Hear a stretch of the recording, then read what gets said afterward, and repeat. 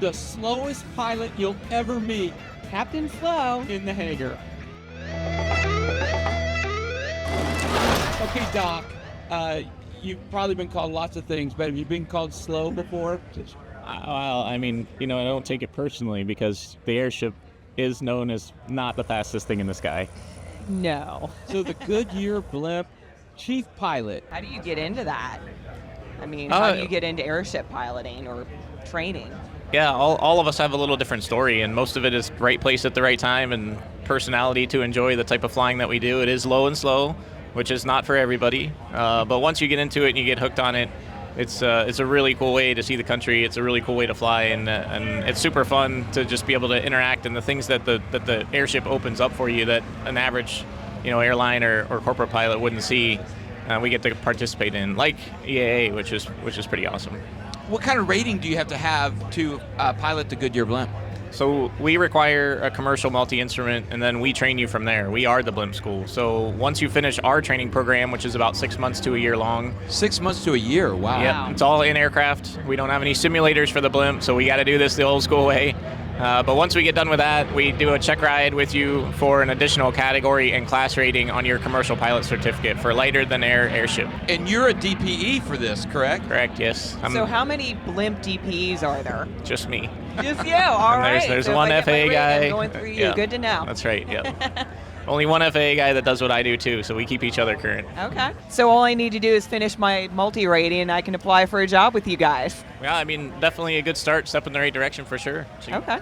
Do you have any women pilots? Have you had any women pilots? Yeah, we've had female pilots for quite a while now, and actually right now we have 4 of 11 are female. 4 of 11, Nice. wow. Yeah, That's 4 a little ratio. higher than the industry standard in the 121 Yeah, we're high, world. Oh, yeah, absolutely. higher than industry standard, and we have our most senior female right now is actually our base chief pilot in California, so she's been here for quite a while with us.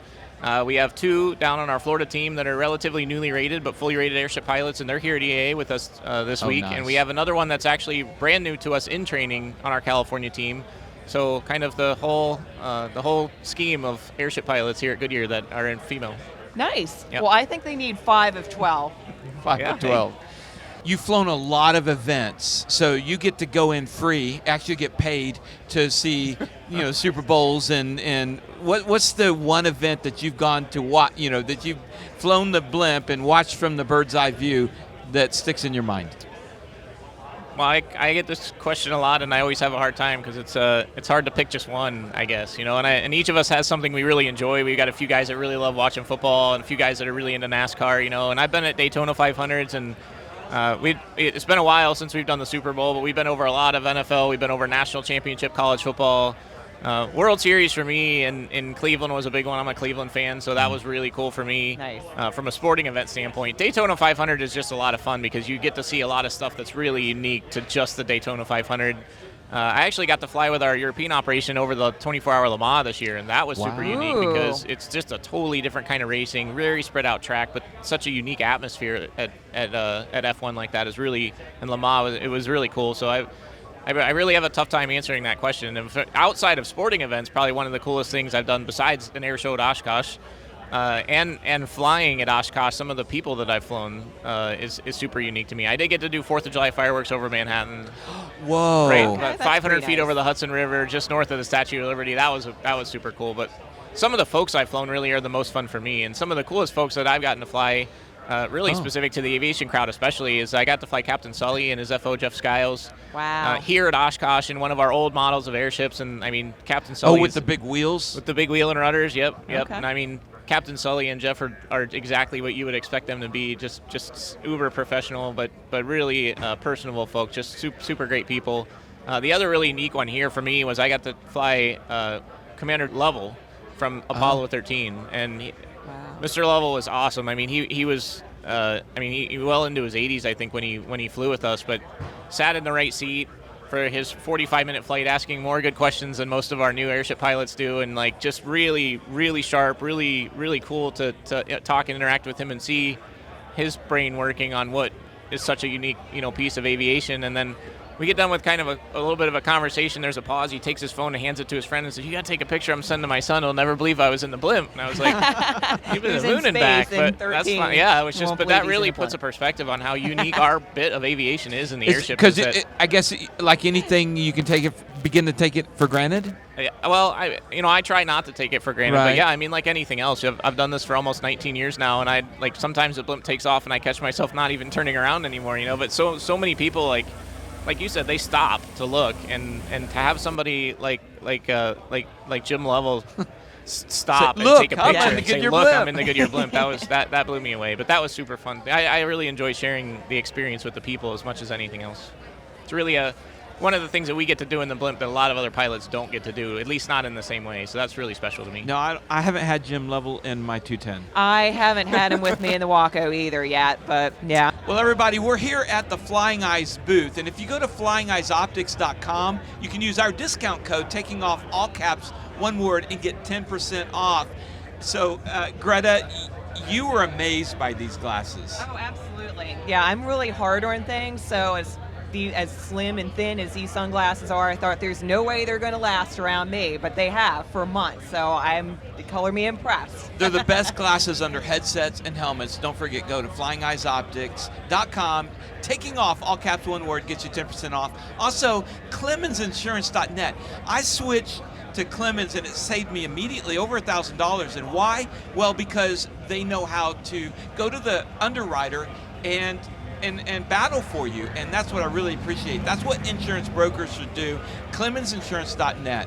Okay, so now that we've knocked that out, how in the world did you even begin did you grow up as a little boy going, "I want to be a Goodyear Blimp pilot"? How did you start? Yeah, I mean, it turns out that I did see the blimp that I ultimately learned to fly in when I was 7 years old. So, I mean, maybe there was that undertone spark, I guess. But I actually started in engineering, switched to flight a little bit late in my college career, and then just ended up falling in love with aviation altogether. So the blimp is so unique, and my foot in the door with the blimp is that I owned a lawn business through college to pay my way through. And it just happened to be that one of the accounts I worked at was where the hangar in Akron, Ohio is. Very historic hangar of itself, but a cool place to work. So you were mowing the grass around the blimp. I mowed the grass around the blimp, and now I run the organization where I was mowing grass before, so it's pretty cool. Nice. Right now, Goodyear Blimp, how many pilots do you have, and are you looking for more pilots? Because Greta might need a job. I mean, yeah, right. Yeah, we get that question a lot. Right now we have 11 pilots. A full staff for us is 13, so we actually are a little bit short. But we also have a limited capacity for training because it is an aircraft. We have limited time. We build it into our commercial operation, so we can only take on one, maybe two pilots at a time to train. And we actually do have a couple of pilots in training with us right now. So we plan on filling those other vacancies a little bit down the road. Once we get our current staff real solid and up and running. So do you use a particular, I know you have two here, so you have the one that has a traditional dark blue and gray color scheme and one that's kind of all gray and white. Do you use a particular one or the other for the training, or is it either? Yeah, actually it's just wherever there's capacity for it. So if we know that one airship, maybe based in Akron is super busy for the summer, we'll send you to Florida or California for training during that time, and then the Ohio blimp goes into maintenance all winter long and it's not flying, so we'll send you to Florida and California when they have some spare time. So really the training pilots in that first year of employment have to be super flexible, and they spend a lot of time on the road because they just travel to the ship. If they want to be consistent with training, they have to be willing to travel to the ship that just has time for them. So that makes it a little bit challenging, but they kind of get that out of the way right off the bat. It gets them hooked into the airship lifestyle, and they either like it or they don't. So it's really a good kind of test for them for what their career is going to look like moving forward with airships. We've been shooting a show for Aeroverse called Throttle Jockey, where Chelsea Smith is, checking into a day in the life of a working pilot. So I've gotten the pleasure of actually going to Akron, where the hangar is, and you just happen to have all three Goodyear Blimps there. How often do all three Blimps get together? And then you mentioned the paint scheme. Tell us about why that one's all gray. Yeah, it's not wholly uncommon for two blimps to get together, especially since our California airship has to come across to Akron every year for its major maintenance anyway. But for three blimps to be in the same place is really pretty rare. So that was a pretty unique event. It was our 100th anniversary this year, so we were super excited about that. June 3rd was the actual date. So from June 3rd through the end of that week, we flew all 3 airships together in formation flights around the general Akron-Cleveland area, which was really fun.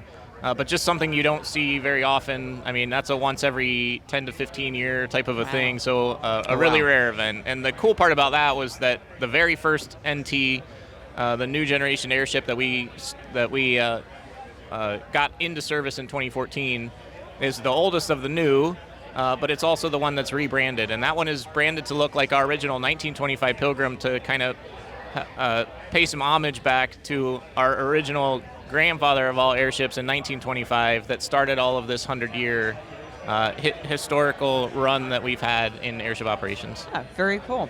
So actually, my next question is going to be about the different blimps. Are they same make and model, or are they a little bit different?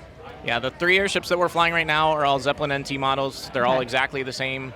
Just different colors. Each aircraft has little tweaks here and there after years of maintenance and other things, but generally speaking, from an operator and maintenance standpoint, they're exactly the same, operate the same. But airships have personalities of their own, so we treat each one just a little bit different. You have to pat one on the belly this way and talk to this one like that, and they like really are living personalities, right? So yep. yeah, they have names in the background that follow along with those, but it's pretty fun. The pilots and crews really enjoy working on the ships. In talking with you for the Aeroverse show, I learned a lot about, I mean, when you say Zeppelin, the word Zeppelin, I think back to Hindenburg, of course, that's what everybody thinks, and Germany in World War II, and, you know, I thought Zeppelin was gone. Tell me real quick, just the background of why these are Zeppelin blimps. Yeah, we call this project full circle because in the 1920s and 30s, we were building airships in conjunction with the German engineers, and now starting in 2011 when we announced the program, we were actually involved in some re-engineering and tweaks in the current model that we fly now, but we're building airships again with really a reiteration of the same company. So you mentioned Hindenburg, and we played down Hindenburg a little bit, but there's a lot of interesting story about that, and it was supposed to be a helium airship. It was built during wartime, and only commercial stores of helium were in the U.S., so you put the puzzle pieces together on that one. But then after Hindenburg, they wrapped up what was a really successful airline program, and they put all that money back into a trust, which then came back out the other side in the early 1990s as the current Zeppelin program. So it really is just a recreation or a gapped continuation of the original Zeppelin program. And those early Zeppelin airships were super successful as airliners prior to Hindenburg. So everybody kind of puts a staple on Hindenburg because obviously it was one of the most dramatic aviation incidents in history, but it really was an end of what was a very successful run for them. So we're proud to partner with them and bring and continue that airship tradition with them. So it was we ran into some really unique milestones as we went through the training. For example, I was the first U.S. pilot to be trained and certified on Zeppelin airships since wartime, basically. So it was pretty cool. There was a few other folks that were training in conjunction, but to actually fly in the organization in Germany, because we became part of their organization as we were getting ready to build our airship. So I actually flew for the German Zeppelin organization that flies as an airline service today again. So that was the first time that had happened in a long time. So just a bunch of really unique milestones and working with Zeppelin, our partner, that the manufacturer of the airship. There's still final assembly in Akron, Ohio, so it comes as like a giant kit, which is probably interesting to the EAA folks here. But it's final assembly. All the final assembly is done in Akron, Ohio. So the only 2 places in the world that these airships can be final assembly manufactured is our historic hangar in Akron and the hangar in Friedrichshafen, Germany. So you mentioned, I'm sorry. Well, I was going to say, you skipped through a part, because what I found real interesting about that story was that Count von Zeppelin, when he created the trust and passed away, wasn't there a requirement that it had? Yeah, tell me about that. Yeah, so all of this money got put in a trust, and Count von Zeppelin himself actually specified that this money will be used when the time and place is right for a modern-day airship. So basically, this trust continued to grow. And not only that, but when they built these airships, it was in the late 1800s, and it was pre-Wright brothers. So there really wasn't the technology to put things in the sky the way that we see today. So Count von Zeppelin and his engineering team put together silos of workers that worked on the different portions of an aircraft that would have to be put together ultimately to make it fly, like engines and metal folks and fabric folks and control folks. And each of these silos really became kind of an entity of itself. So that the engine group, for example, is Maybach, and Maybach still exists today. So all of these independent little silos became big, successful companies in their own right, not necessarily even connected to aviation anymore, years and years later. But then when they did finally get to the point where all of these companies that were overseen by the parent company got to the point where they're like, hey, we have this huge trust that we can't use. Like, what are we going to do with this thing? So they, according to the will, they pulled together a bunch of engineers and said, look, if you can put together an airship that make it viable, put a business plan together for us, then we'll give you the cash. And if not, we're going to spread it out amongst the companies kind of against the will of the count. So ultimately, what they came up with in the mid 1990s and got certified by 2003 was the first model version of what you see Goodyear flying today. Okay. You were mentioning earlier that all the airships come back to Akron annually for their major maintenance. I know you're more on the flying side, but just generally speaking, what's major maintenance or an annual inspection, so to say, on an airship? I'm sure it's very different from fixed wing. Yeah, it is and it isn't. I mean, we have to do the same types of things for the same types of reasons, and our major maintenance base is in Ohio. That's where our maintenance control team lives. That's where our repair station. We have a 145 repair station there. We can also do our annual maintenance in our hangar in Florida. It's just that our California team doesn't have a hangar, so they have to come across, and so we do 2 annuals in Akron. California's always so different. They always end up that way, right? I know. But yes, our annual maintenance, we actually have a special program approved by the FAA where we can do progressive annuals on our aircraft, similar to what an airliner would be, or maybe a corporate jet, where you have phases that you have to meet certain times of the year, and you complete those phases every year, so it's a rolling annual. So that's what we do. It's less downtime all at one time, because if we did a full-scale annual, it'd be an 8 to 10 week project. Woo. So it's a lot of time out of service for our airship. So we break it down. The biggest phase we have is where we actually have to pull the internal helium out. We purify it, recompress it, save it. We can save up to 85% of it during the annual. But then we have to go inside, because these new airships are semi-rigid. They have a nominal frame structure inside, kind of like a big keel. And that has to be inspected every year. So we go in and do those inspections. So we pull that helium out, go in and inspect, clean everything up, put the helium back in, purify, and get it ready to go. That takes about a month. So it's still a little bit of a long process, but the other 4 phases throughout the year are 1 for each engine pod and 1 for the exterior airframe in like 3 to 5 days each. And we can build those into our operating schedule much more easily. So it really reduces the amount of downtime. It makes maintenance more efficient, and it keeps our maintenance team from being really in a grind for months and months at a time. Right. So you get passed through, I guess, when you say you purify the helium, you get passed through from the skin, from the outside air. It just kind of begins to mix over time, I guess. Yep. Okay. Really our biggest contaminant is humidity. A lot of times when we do a purification for maybe 72 hours, we'll get about 10 gallons of water out. So if you can imagine vaporizing 10 gallons of water into steam, that's a lot of space for one thing. So that's helium that we can't put in when the steam's taking up the space, so we pull that out, put more helium in. Okay. But then each % of purity is basically an adult person that we can't carry anymore. So we need our purity to be above 90. It has to be above 94. We like it to be above 95.5, and really between 95.5 and about 98.5 is the sweet spot. But every 3% is 3 people plus or minus. So that's ballast or fuel or something else that we can't take with us when that purity starts to get on that low end of the scale. What are your missions for the Goodyear Blimp? I mean, our overarching mission is we're a brand builder for Goodyear. I always preach to our team that we're Goodyear's version of the Blue Angels or the Thunderbirds, right? We're the dog and pony show that builds the brand, that gets out there in front of the people, that really puts that name in the sky, literally. So it's pretty cool.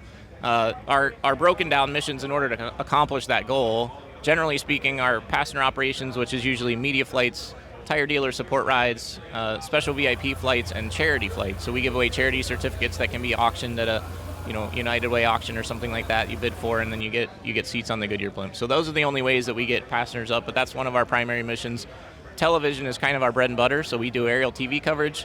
And a lot of folks say, well, drones and this and that. And well, drones still can't stay up for 8 hours at a time. They can't get the big wide shot, and they can't shoot everything from play action to wide panning shots at the same time, at the same scale that we do. So drones are a good complement to us, really, but they're not a replacement for us. And that aerial piece is really something that we still lean into as a great value builder, because it's something that's easily calculatable from a third-party standpoint.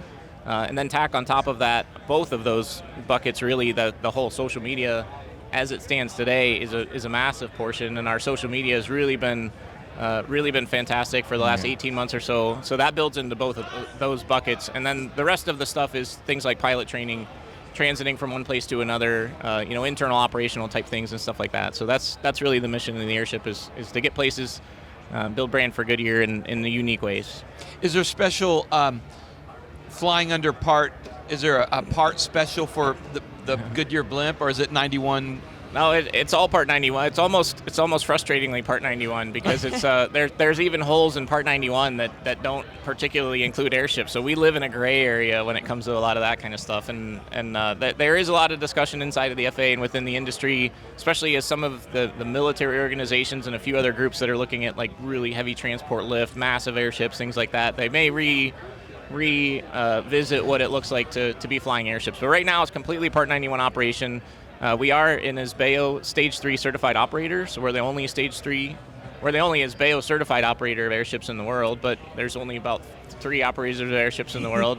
But we're still really proud of that because we hold the same standards as most of the top-level corporate flight operations, especially some of the bigger ones. And having 3 bases spread out across North America and then have our hand in the schedule in the Blimp Europe as well, we're super proud to be certified operators as well. But because of that, we self-police, basically, when it comes to things like duty times, maintenance duty times, tool control, SMS. Those are all key parts of our organization day in and day out. So safety first, like everything else, but to a whole different level when you're a certified operator. So we're super proud of that.